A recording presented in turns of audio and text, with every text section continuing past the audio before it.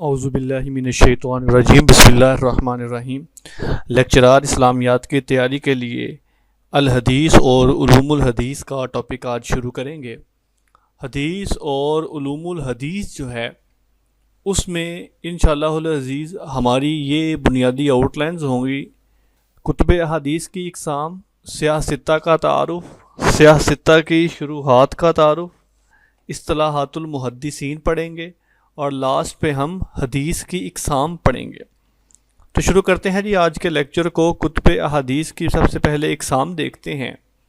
سب سے پہلے نمبر پر صحیح ہے، یہاں پہ سیاہ لکھا ہوا ہے، یہ اصل میں صحیح کی جمع ہے۔ اس سے حدیث کی وہ کتابیں مراد ہیں جس کے مؤلفین نے اپنی اپنی شرائط کے مطابق احادیث ذکر کی ہوں۔ مطلب یہ صحیح جو ہیں یہ ہر مؤلف کی اپنی دی گئی شرائط کے مطابق جو احادیث جمع کی جاتی ہیں ان کو صحیح کہا جاتا ہے۔ صحیح بخاری کی اپنی شرائط ہیں اور اس کے بعد صحیح مسلم کی اپنی شرائط ہیں۔ اس کے بعد دوسرے نمبر پر ہے جوامع، جس کو جامع کی جمع کہا جاتا ہے۔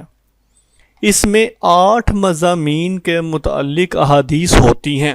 یہ MCQ ایک دفعہ آیا ہے کہ جامع میں کتنے موضوعات پر احادیث کو یا کتنے مضامین کے ٹاپکس کے ریلیٹڈ احادیث کو اکٹھا کیا جاتا ہے، تو وہ 8 مضامین یا 8 ٹاپک ہیں۔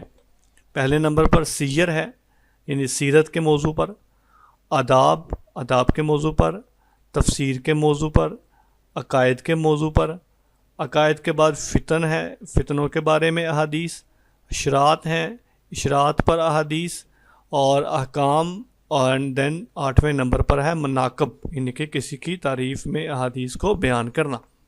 تو یہ جامع میں 8 موضوعات کے تحت احادیث کو اکٹھا کیا جاتا ہے۔ اس کے بعد سنن ہے۔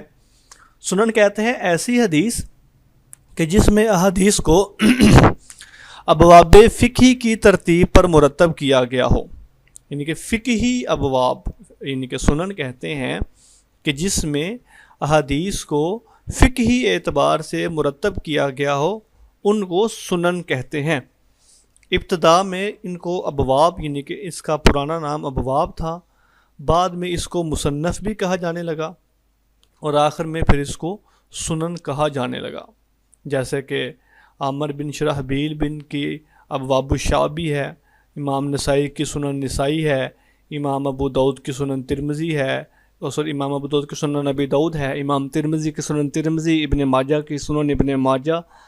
سنن اربع یعنی کہ جو 2 جامع ہیں بخاری اور مسلم، ان کے علاوہ جو باقی 4 کتابیں ہیں ان کو سنن اربع کہا جاتا ہے۔ سنن اربع کے علاوہ سنن بہقی بھی ہے، سنن دارمی ہے، سنن دارقطنی ہے، اور اس کے علاوہ سنن سعید بن منصور، مصنف عبد الرزاق، مصنف ابن ابی شیبہ، یہ مشہور کتب جو سنن کی کیٹیگری میں آتی ہیں وہ ہیں۔ سنن کے بعد ہے ایک موطا۔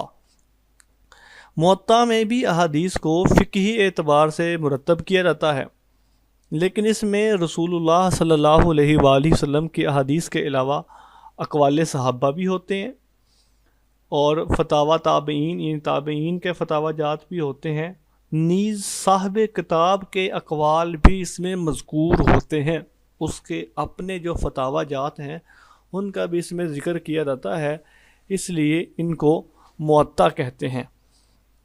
اچھا، موطا کا لغوی معنی ہوتا ہے روندا ہوا، یا پھر ایسا راستہ کہ جس کے اوپر سے بار بار گزرا جائے، اس کو موطا کہتے ہیں۔ موطا کے بعد مصنف ہے، مصنف ابن ابی شیبہ، مصنف عبد الرزاق۔ یہ پہلی کہہ لیں گے، پہلے اس کو سنن ہی، پہلے اس کا نام مصنف تھا، اس کو سنن بھی کچھ کہتے ہیں۔ اس میں بھی احادیث کی ترتیب فقہی اعتبار سے ہوتی ہے۔ اس میں احادیث نبویہ کے ساتھ ساتھ اقوال صحابہ اور اقوال تابعین ذکر ہوتے ہیں۔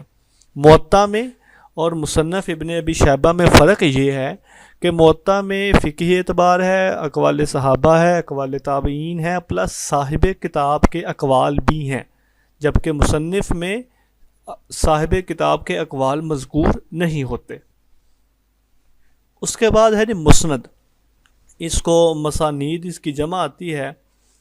ایسی کتاب کو کہتے ہیں جس میں صحابہ کرام کی ترتیب کے لحاظ سے احادیث کو جمع کیا جائے، یعنی کہ اب یہ صحابہ کی ترتیب کیسے ہوگی یہ بھی آگے عادت ہے۔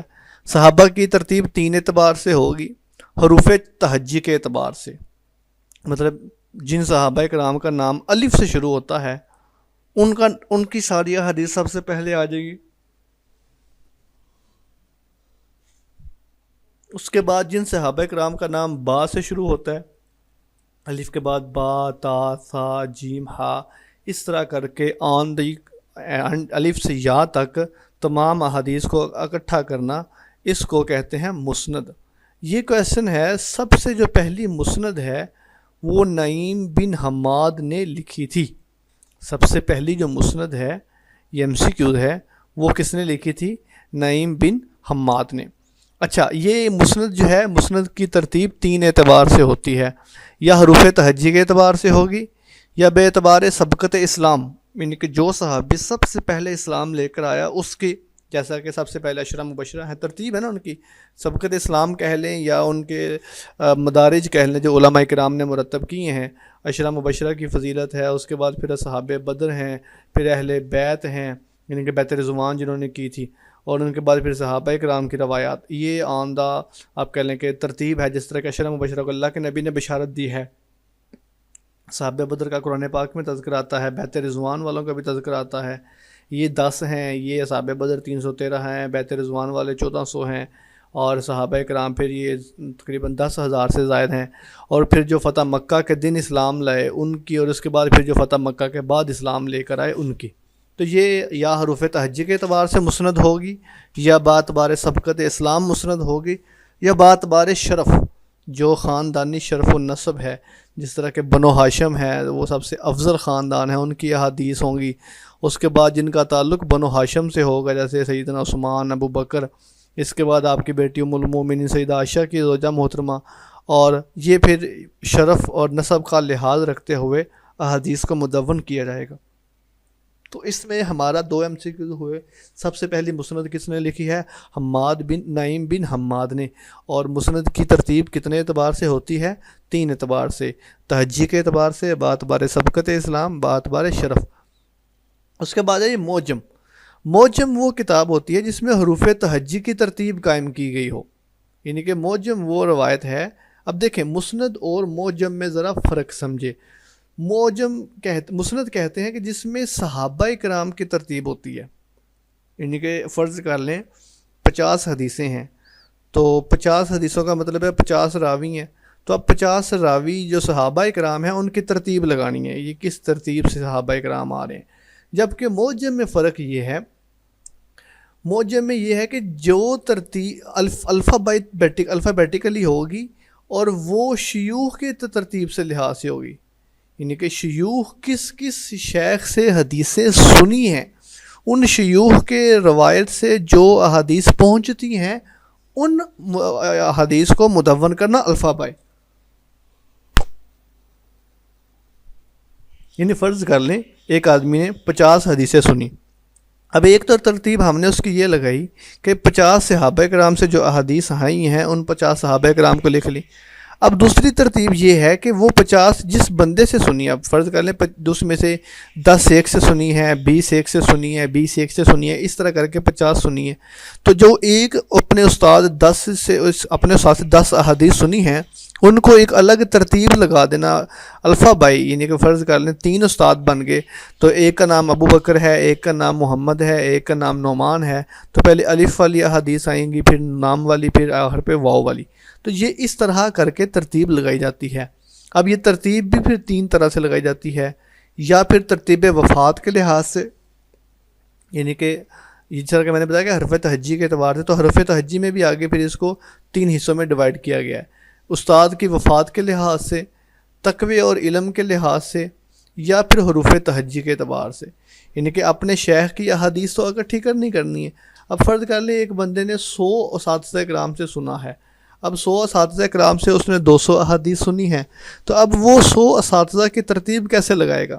یا تو الفا بائی لگا لے گا، یا پھر دیکھے گا کہ ان میں سب سے اچھا اور تقوی والا استاد کون سا ہے، اس کی احادیث پہلے لے آئی، یا پھر وہ دیکھیں گے کہ ان میں سے سب سے پہلے کون سا استاد فوت ہوا ہے، جو سب سے پہلے فوت ہوا ہے اس کی احادیث پہلے، جو اس کے بعد فوت ہوا ہے اس کے بعد، اور اس طرح آندہ اینڈ اس کو کر لیں گے۔ تو یہ مسند اور موجم میں فرق ہے۔ مسند میں کہتے ہیں کہ احادیث کو صحابہ کرام کی ترتیب سے مرتب کیا جاتا ہے، اور موجم میں کہتے ہیں احادیث کو شیوخ کی ترتیب کے اعتبار سے جمع کیا جاتا ہے۔ ہاں یہ ترتیب صحابہ کرام میں ہو یا شیوخ میں، جس میں ترتیب اس کو شیوخ کے ترتیب سے ہی لکھیں، جس میں شیوخ کے اعتبار سے ترتیب ہو وہ موجم ہوتی ہے۔ امام طبرانی نے موجم لکھی ہے، 3 معجم لکھی ہیں، جن میں سے صحابہ کرام کی ترتیب کے لحاظ سے بھی احادیث جمع کی گئی ہیں، شیوخ کی ترتیب کے لحاظ سے بھی احادیث جمع کی گئی ہیں، اور موجم الکبیر، موجم الاوسط، موجم الصغیر، اور اس میں امام طبرانی نے اپنے تمام شیوخ میں سے ہر ایک کی ایک احادیث کو تذکرہ کیا ہے، اس کو ذکر کیا ہے۔ اس کے بعد ہے جی مستخرج۔ مستخرج کو ڈیفینیشن یہ لفظ نکلا ہے استخرجہ یستخرج استخراجن۔ مستخرج کا مطلب ہوتا ہے نکلا یا نکالا ہوا۔ یہ ایسی حدیث کی کتاب کو کہتے ہیں کہ جس میں کسی دوسری کتاب کے معلق یا بے حوالہ احادیث کی سند اور اس کا حوالہ بیان کیا گیا ہو۔ آپ اس کو ایسے سمجھے کہ فرض کر لیں کچھ ایسی احادیث ہیں جو امام بخاری اور امام مسلم نے اپنی کتاب میں تذکرہ کیا ہے، لیکن ان کا حوالہ جو ہے، اچھا یہاں پر نا ایک منٹ ذرا میں آپ کے ساتھ ذرا مستدرک بھی ذرا شیئر کروں تاکہ یہ دونوں ڈیفینیشن پھر آپ کو اکٹھی سمجھ آ جائیں گی۔ آئی تھنک یہاں پہ مستدرک ساتھ ہی ہونی چاہیے، مستدرک اینڈ مستخرج، یہ 2 ڈیفینیشن جو ہیں یہ اکٹھی سمجھی جاتی ہیں۔ اوکے آئی تھنک یہاں پر نہیں ہے مستدرک اور مستخرج، سیاستہ کی شروحات اصلاحات المحدثین، یہاں پہ مستدرک نہیں لکھا ہوا۔ اوکے جی، آپ اس کو ذرا دونوں کو ڈیفینیشن کو ذرا سمجھیں، 2 ڈیفینیشن علیحدہ علیحدہ ہیں۔ یہاں پر میں لکھتا ہوں مستدرک، 2 ڈیفینیشن ہیں علیحدہ علیحدہ، ایک ہے مستدرک اور ایک ہے مستخرج۔ مستخرج کا مطلب ہے نکالی ہوئی، ان کو ذکر کرنا۔ ایسی احادیث کو کہتے ہیں کہ فرض کر لیں بخاری اور مسلم نے اپنی کتاب میں احادیث کو ذکر کیا، تو انہی احادیث کو اپنی کتاب میں ذکر کرنا ایک دوسری سند کے ساتھ، اس کو کہتے ہیں مستخرج۔ یعنی کہ دوسری کتاب کی معلق یا بے حوالہ احادیث کی سند اور اس کا حوالہ بیان کیا جائے۔ مثلا ہدایہ میں ساری حدیثیں بلا حوالہ ہیں۔ اب دیکھیں ایگزامپل سمجھے ذرا، ہدایہ جو کتاب ہے اس میں ساری حدیثیں بلا حوالہ ہیں۔ اب اس کا مطلب یہ نہیں ہے کہ ان کا حوالہ ہے نہیں، ان کا حوالہ ہے، ان کے ریفرنس موجود ہیں، تو ان احادیث کے حوالہ جات کو لکھنا ان کو مستخرج کہا جاتا ہے۔ فرض کر لیں، یعنی کہ آپ اس کو ایسے بھی سمجھ لیجئے، آسان کرتے ہیں اس کو، ذرا مشکل ہو جائے گا آپ کے لیے۔ مستخرج کہتے ہیں امام فرض کریں انما الاعمال بالنیات ایک حدیث ہے، ویسے تو یہ غریب الحدیث ہے، یا آپ کہہ لیں گے المسلم من سلم المسلمون من لسانہ و یدہ، اس کو ایک ریفرنس کے ساتھ، ایک پوری سند کے ساتھ امام بخاری نے لکھا ہے۔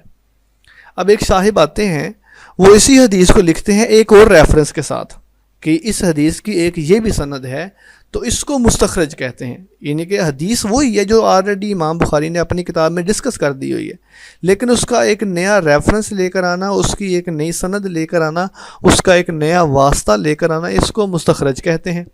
اس کے مقابلے میں ہے مستدرک۔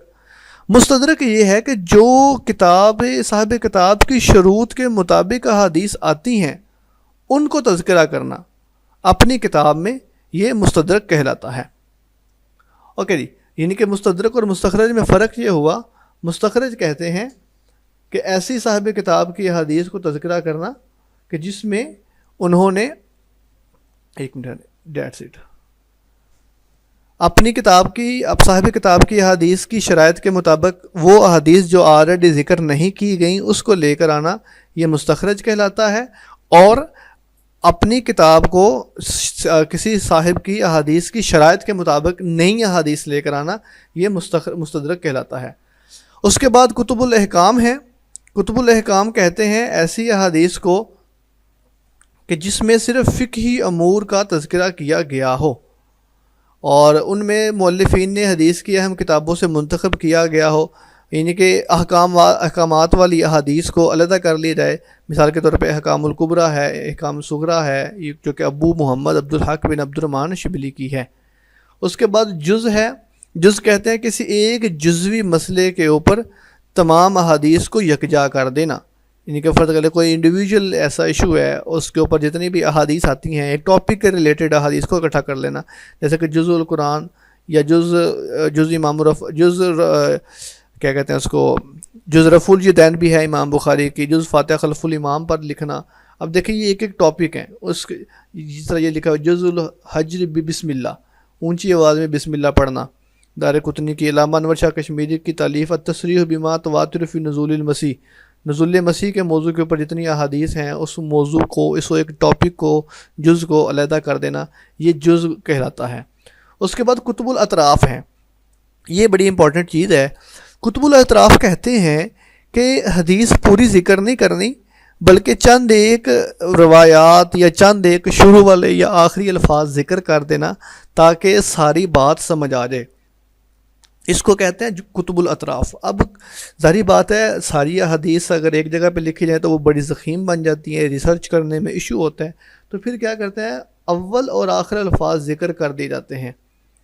مثال کے طور پہ ایک حدیث ہے اربع من کن فیہ وجد حلاوۃ الایمان، کہ جس میں 4 چیزیں ہو جائیں گی وہ ایمان کی حلاوت پالے گا. بعض جگہ 3 بھی آتا ہے.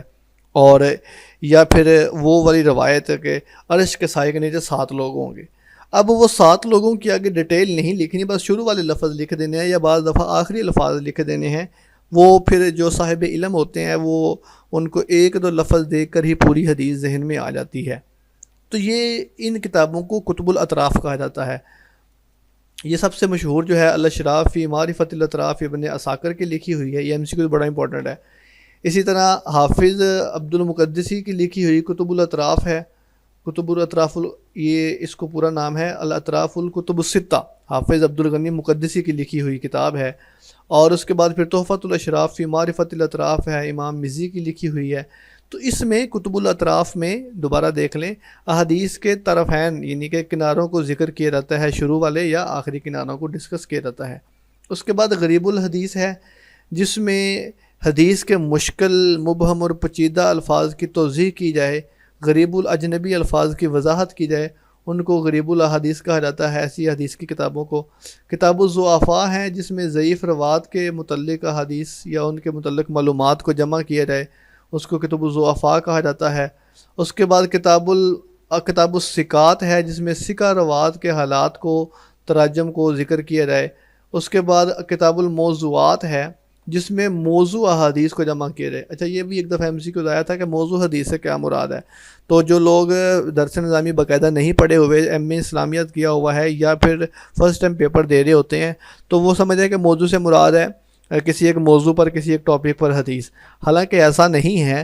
موضوع سے مراد عربی زبان میں ہوتا ہے من گڑت. وضع سے یہ لفظ نکلا ہوا ہے، کوئی حدیث خود سے وضع کر لینا، کوئی حدیث خود سے گھڑ لینا، کوئی حدیث خود سے بتا دینا. اپنے مثال کے طور پہ نعوذ باللہ میں کہتا ہوں کہ اللہ کے نبی نے ایسا فرمایا، حالانکہ اللہ کے نبی نے ویسا نہیں فرمایا ہوتا، تو اس کو کہتے ہیں کتب الموضوع حدیث، اپنے پاس سے کوئی حدیث گھڑ لینا. تو کتب الموضوعات لوگوں نے لکھی ہیں، اس میں بتایا کہ اس میں ساری کی ساری جو احادیث ہیں وہ ضعیف ہیں، یعنی کہ اویئر کرنے کے لیے پہلے ہی بتا دیا کہ یہ ساری موضوع روایات ہیں. موضوع روایات کو ابواب یا حروف تہجی کی ترتیب سے ذکر کیا جاتا ہے. یہ جیسے کہ ضعفاء امام اوکیلی کی ہے، الاباطیل امام جزقانی کی ہے، العلل المتناہیہ فی الاخبار الواہیہ، موضوعات کبریٰ ہے ابن جوزی کی، اور اسی طرح ابن حجر الاسقلانی کے القول المسدد فی الکذب، یہ یہاں پہ کذب آئے گا، اور موضوعات کبریٰ ملا علی قاری کی لکھی ہوئی. تو یہ ساری وہ کتابیں ہیں جس میں موضوع اور من گھڑت روایات کو علماء کرام نے پہلے ہی الگ کر کے بیان کر دیا ہے، اور یہ کہنے کا مطلب ہے کہ اس کے بارے میں اویئر رہیں تاکہ پتہ چلے کہ یہ موضوع روایات ہیں. اس کے بعد موضوع کے بعد ہے جی مسلسل روایت. یہ بڑی امپورٹنٹ چیز ہے. یہ ایم سی کو بعض دفعہ آپ کہہ لیں کہ سوشل میڈیا یا پھر جو انٹرویوز ہوتے ہیں اس کے حوالے سے آتا ہے. اس میں مسلسل کہتے ہیں کہ ایک ایسی حدیث کہ جس میں کوئی بندہ حدیث سنائے اور اس کے بعد کوئی عمل کرے، کوئی خاص راوی یا کوئی راویوں کی صفت بھی ہو سکتی ہے، کوئی اس کا فعل بھی ہو سکتا ہے، یا کسی قول کا تسلسل بھی ہو سکتا ہے، اس کو مسلسل روایت کہتے ہیں۔ مسلسل مثلا ایک راوی نے حدیث بیان کی، اس کے بعد ہنس پڑے۔ اب دیکھیں، حدیث کے بعد ہنس پڑے اور فرمانے لگے کہ اس حدیث کو بیان کرنے کے بعد میرے شیخ نے بھی اس طرح ہنسا تھا، اور شیخ نے بھی یہ فعل اس لیے کیا تھا کہ فلاں صحابی اس طرح ہنسے تھے، اور فلاں صحابی نے کہا کہ رسول اللہ صلی اللہ علیہ وسلم جب یہ حدیث فرمائی تو اس کے بعد تبسم فرمایا۔ اب آپ دیکھیں، اس کو مسلسل عمل کہتے ہیں، یعنی کہ ایک آدمی نے حدیث سنائی ہے، اس کے بعد وہ مسکرا پڑے، اور مسکرانے کی اس نے ریزن یہ بیان کی ہے کہ جب میرے شیخ نے مجھے یہ حدیث سنائی تھی تو وہ بھی مسکرا پڑے تھے، اور شیخ نے یہ کہا کہ جب مجھے صحابی نے یہ حدیث سنائی تھی تو وہ بھی مسکرا پڑے تھے، اور صحابی نے یہ کہا کہ جب اللہ کے نبی نے یہ حدیث سنائی تھی یا یہ بات بتائی تھی اس کے بعد وہ مسکرا پڑے تھے۔ تو اس کو مسلسل حدیث کہتے ہیں۔ اس میں عمل بھی ہو سکتا ہے، فعل بھی ہو سکتا ہے، کام بھی ہو سکتا ہے، صفت بھی ہو سکتی ہے، کچھ بھی اس میں پاسبل ہے۔ تو مسلسل حدیث سے مراد ہے کہ ایسی حدیث، اب علماء کرام نے کیا کیا ہے، مسلسل حدیثوں کے اوپر پوری کتابیں لکھی ہیں، یعنی کہ ایسی روایات جو مسلسل ہیں، جس میں ایک عمل بار بار دہرایا جا رہا ہے، ایک صفت بار بار دہرائی جا رہی ہے، تو وہ والی حدیث کو ایک جگہ پہ الگ کر دیا ہے۔ اس کے بعد کتاب علل ہے، ایسی حدیث جس میں حدیث کے ضعف کی علت بیان کی جائے، یعنی کہ ایک حدیث ہے وہ غلط ہے، اس میں غلط سے مراد ہے کہ اس میں کوئی فالٹ ہے۔ اب فالٹ سے مراد یہ ہے کہ اس میں کوئی راوی حذف ہے، کوئی راوی جو معلل ہے، یا اس راوی کا کوئی حذف ضابطہ، یا اس کا کوئی حفظ کمزور ہے، آگے ساری ہم پڑھیں گے جو بھی وجوہات ہوں گی۔ تو اب اس کی ریزن کیا ہے، اب اس ریزن کو آگے لکھنا، اس کو کتاب العلل کہا جاتا ہے۔ مطلب ایک راوی نے لکھی کہ یہ حدیث ہے اور یہ معلل روایت ہے۔ اب معلل کا مطلب یہ کہ اس میں علت ہے۔ اب علت کیا ہے وہ مینشن کرنا، ایسی کتابوں کو معلل کتاب العلل کہا جاتا ہے۔ مطلب علماء کرام نے فرض کرے ایک حدیث ہے، لوگوں نے کہا یہ ضعیف ہے، یہ اس میں یہ فلاں خامی ہے، تو ایک راوی نے کیا کیا، اس نے وہ حدیث لکھی، اس کا آگے فالٹ مینشن کر دیا، دیٹس اٹ۔ یعنی کہ حدیث کی علت کو، فالٹ کو، وجوہات کو بیان کرنا، اس پر بھی باقاعدہ علماء کرام نے کتابیں لکھی ہوئی ہیں، جیسے کہ ابن الجوزی کی ہے العلل المتناہیہ، امام دارقطنی کی ہے کتاب العلل ہے، ابن ابی حاتم کی علل ابی حاتم ہے۔ تو ان کتابوں کے اندر حدیث کی جو علل کے معلل روایات ہیں ان کی ڈیٹیل بیان کی گئی ہے۔ اس کے بعد اربعین ہے، یہ بھی امپورٹنٹ ہے۔ اربعین 40 لفظ کو کہتے ہیں، 40 احادیث کو جمع کیا گیا ہو۔ سب سے زیادہ مشہور اس میں امام نووی کی امام شرح اربعین نووی ہے۔ اچھا، یہ 40 احادیثیں کون سی ہوتی ہیں؟ اس میں آپ کہہ لیں کہ ایک ہی موضوع پر بھی بعض دفعہ روایات ہو سکتی ہیں، بعض دفعہ متعدد راویوں کی مختلف روایات ہو سکتی ہیں، بعض دفعہ اچھی ٹاپکس کی یا جو بھی شاعر کو، صاحب کتاب کو سمجھ آئے، پسند آئے، وہ اس کو اس میں سے ذکر کر دیتا ہے۔ اچھا جی، اس کے بعد یہ ایک چیز ہے مکثرین اور متوسطین کی ٹرم۔ مکثرین کو ذرا سمجھ لیتے ہیں۔ مکثرین کہتے ہیں ایسے صحابہ کرام کو کہ جن کی مرویات کی تعداد 1000 سے زائد ہو، ان کو مکثرین کہتے ہیں، اور یہ 7 ہیں۔ یہ بھی ایم سی کو آیا ہوا ہے، اور ان کو کثیر الروایہ صحابہ کرام بھی کہا جاتا ہے۔ وہ 7 کون کون سے ہیں وہ بھی ذرا دیکھ لیں۔ حضرت ابو ہریرہ ہیں، حضرت عبداللہ بن عمر، انس بن مالک، عائشہ، عبداللہ بن عباس، جابر بن عبداللہ، ابو سعید خدری۔ یہ 7 ہیں، 1 2 3 4 5، جابر عبداللہ 6، ابو سعید خدری رضی اللہ عنہم۔ اور یہ ایک چھوٹی ساری آپ کو ہیڈک بھی لینی پڑے گی، ان کے نام تفصیل سے یاد کرنے پڑیں گے۔ حضرت ابو ہریرہ کی حدیث کی 5374 روایات ہیں، عبداللہ بن عمر کے 2630 ہیں، انس بن مالک کے 2286 ہیں، حضرت عائشہ کے 2210 ہیں، عبداللہ بن عباس کی 1660 ہیں، جابر بن عبداللہ کی 1540 ہیں، اور جابر بن عبداللہ کے بعد ابو سعید خدری کی روایات کی تعداد 1170 یعنی 1170 ہے۔ تو یہ 7 ہیں۔ اچھا، ان میں سے ایک کویشچن یہ بھی آتا ہے کہ عورتیں کتنی ہیں؟ ایک صحابی ہے، باقی سارے مرد ہیں، ابو ہریرہ، عبداللہ، انس، عبداللہ، جابر، ابو سعید رضی اللہ عنہ۔ یہ 6 مرد حضرات ہیں اور ایک عورت ہے، تو ٹوٹل 7 روایات ہیں، 7 مکثرین روایات ہیں۔ مکثرین کے بعد ہے جی متوسطین۔ متوسطین کہتے ہیں ایسے صحابہ کرام کہ جن کی مرویات کی تعداد 1000 سے کم ہو اور 500 سے زائد ہو، ان کو متوسطین کہتے ہیں۔ عبداللہ بن مسعود کی 848، حضرت علی کی 586، حضرت عمر فاروق کی 539، حضرت عثمان غنی کی 146، حضرت ابو بکر صدیق کی 139 رضی اللہ عنہ. تو یہ منیمم آپ کہہ لیں متوسطین میں بھی آتے ہیں. اب یہاں پر یہ جو آخری دو نام ہیں 146 اینڈ 139 یہ اقلین میں چلا جائے گا. اور اقلین کہتے ہیں کہ جن کی مرویات کی تعداد 500 سے بھی کم ہو ان کو اقلین کہا جاتا ہے. تو یہ تھی آج کے لاسٹ میں متفرقات ہیں. کچھ متفرقات دیکھ لیتے ہیں.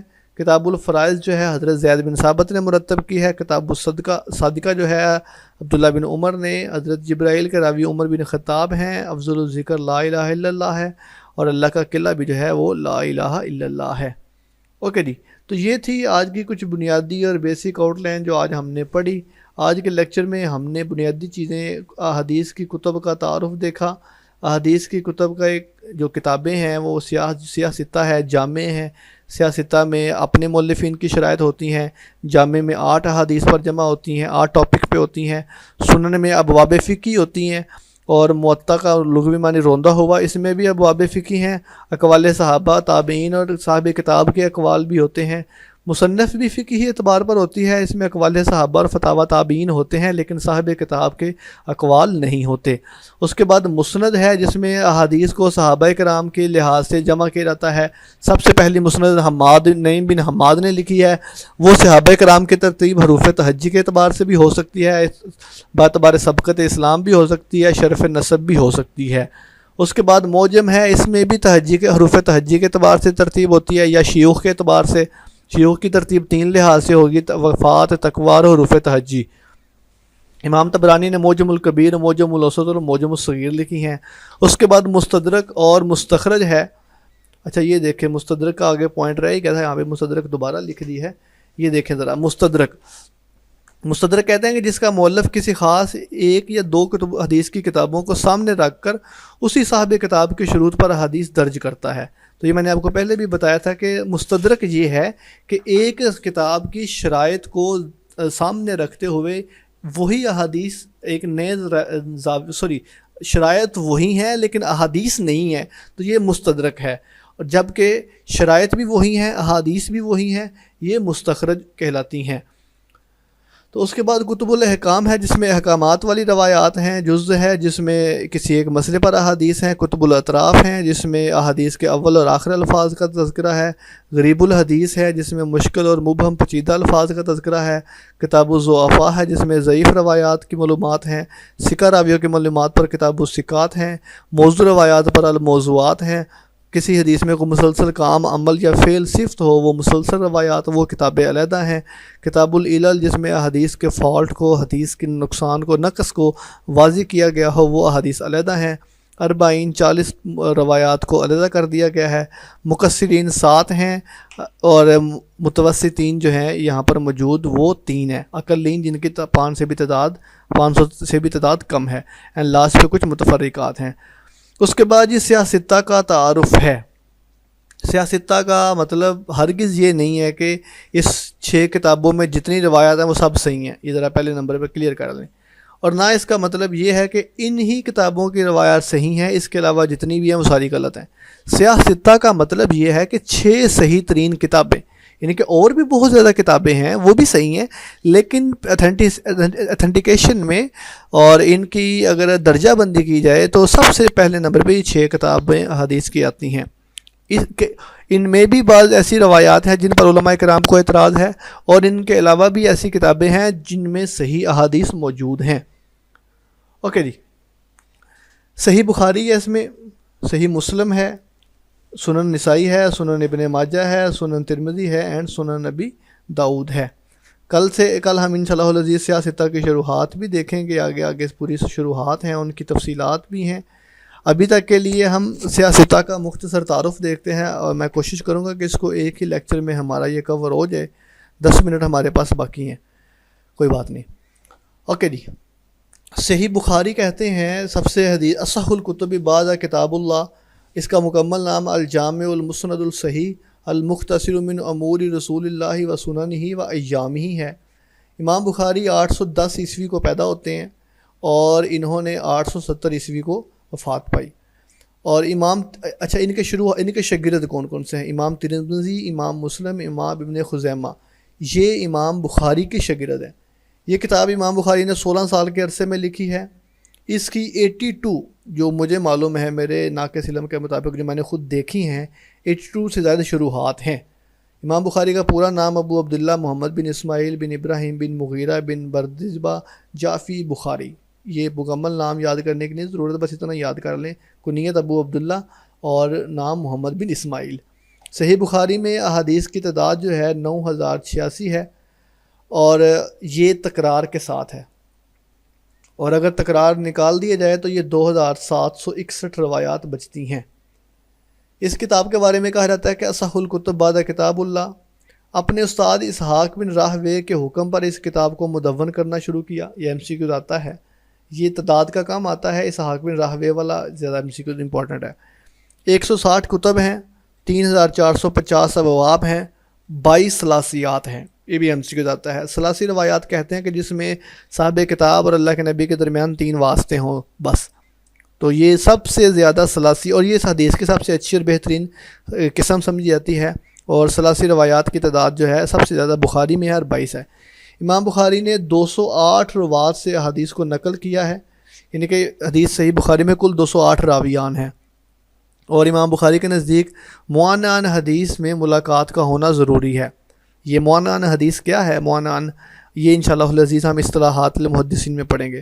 صحیح بخاری میں متکلم فی روایات کی تعداد 210 ہے، یہ بھی MCQ ہے۔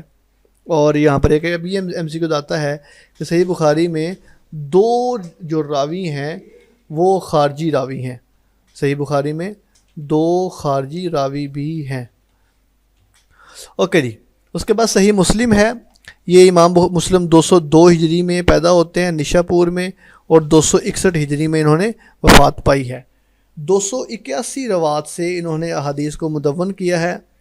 کتاب ابو الحسین ان کی کنیت ہے، مسلم بن حجاج قشیری نشا پوری ان کا مکمل نام ہے۔